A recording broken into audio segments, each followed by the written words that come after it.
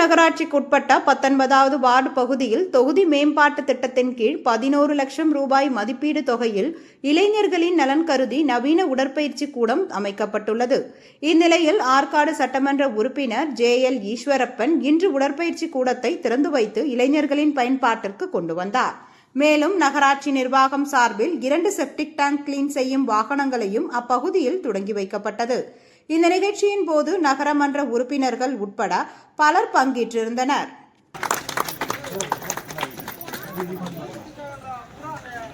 அமைச்சருடைய அறிவுறுத்தல் பேர்ல தான் இந்த விஷயத்தை நம்ம செஞ்சுட்டு இருக்கோம். மாவட்ட அமைச்சரும் ரொம்ப சந்தோஷப்பட்டாரு. நல்ல விஷயம் தான் இதை செய்ய சொல்லியிருக்காரு. இதுக்கு எல்லாம் அப்படியே நான் 1 செகண்ட்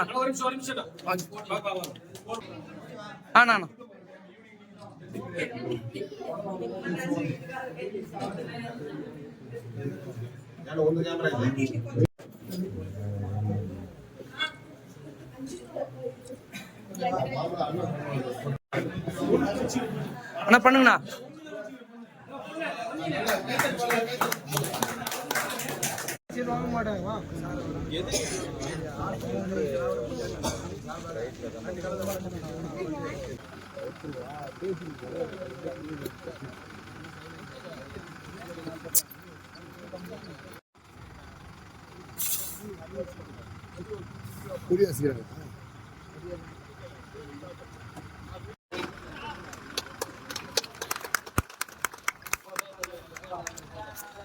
அப்படியே பேச